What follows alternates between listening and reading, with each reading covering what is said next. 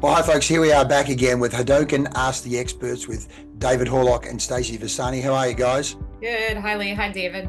Hello, Leigh. Hello, Stacey. Now guys, today we're talking about effective leadership. We're talking particularly about attitude, adaptability and alignment, because you guys, having managed right across the Asia Pacific and led organizations and seen effective leaders and seen leaders that are not so effective, you know that effective leaders balance both robust processes with essential human touch. They ensure that the systems empower rather than constrain, and whether you're steering financial decisions or you're leading creative projects, this conversation is about how you can be an authentic, value-driven leader for sustainable success. So David, from your point of view, what are some of those key qualities of an effective leader, and how do you go about creating environments where employees are well led, feel valued and are heard? Well, Leigh, one of the greatest attributes of leaders is to accept that this is a privilege and not an entitlement. Mm-hmm.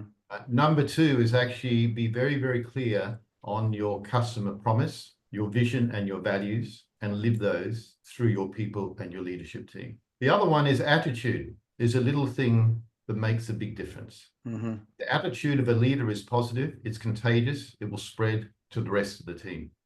And the other one is managing processes, not people, and collectively attacking the processes to improve the processes and empowering people to take ownership of the process. I learned from a very young age that it's very difficult to manage people because it's difficult to put scientific reasoning into rational, illogical organism, which humans are. Mm-hmm.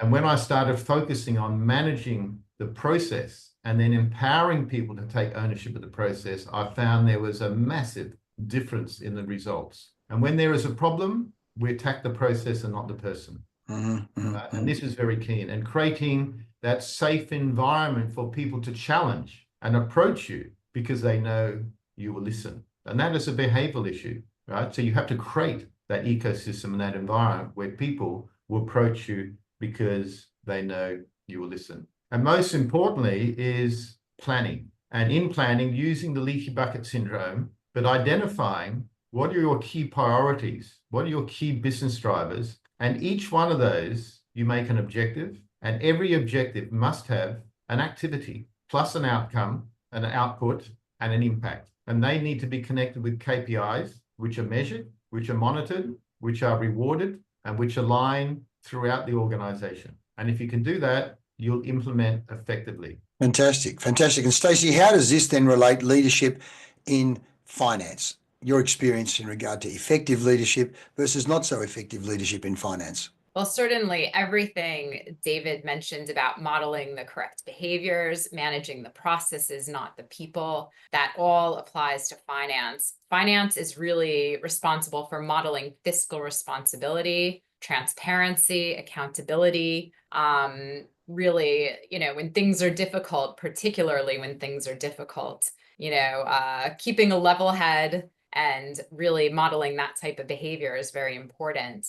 The other thing in finance is naturally all about prioritization. So are we putting, we have a limited amount of resources. So we constantly have to make decisions about how we allocate these resources. And that's where putting the right processes and systems in place, again, becomes very useful, because that enables those kinds of decisions to be made quickly and effectively and in a way that you can adapt as you need to, depending on what your business situation is at any given time. And it's also very important to work together effectively, be a trusted partner, as I've mentioned before, with operations, with sales, with other departments, and also model that collaborative behavior. And as we know, from my experience in the sales world, sales leadership really is everything, because we say often the sales team is an emotional beast. They thrive on confidence. And so the sales leader needs to be building confidence and empowering. And certainly when they think they're some kind of buggy, hitting them, the team with a buggy whip, somehow they're going to run faster. The whip has to be used with great, great care, if at all. So there's a whole lot of very important functions that go on in terms of sales leadership, sales management. Anything you'd like to finish off with, David? Well, I think you both summed it up very well. I think it gets back to simplicity at the end of the day, because you know, your business plans need to be understood, simplified, because if they're not understood and not simplified, they're generally not effectively implemented. And as you said, great leadership really does mean setting the tone with integrity, but also modeling the behavior, leading with your own behavior so that you're inspiring and empowering. It's about focusing on what truly drives value, making those tough decisions at times when necessary, and adapting to diverse cultural context without losing sight of your core principles. No one said leadership was easy, but this is a blend of strategic rigor and authentic ethical leadership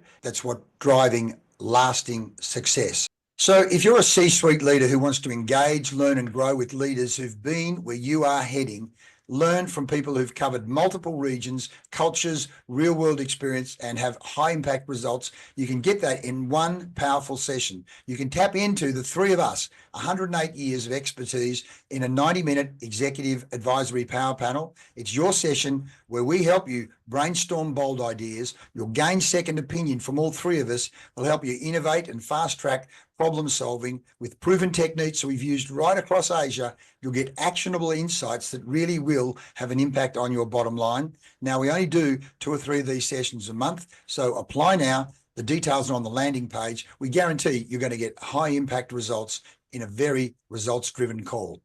David, Stacey, thanks very much. Thanks, Leigh. Thank you, Leigh. Thanks, Stacey.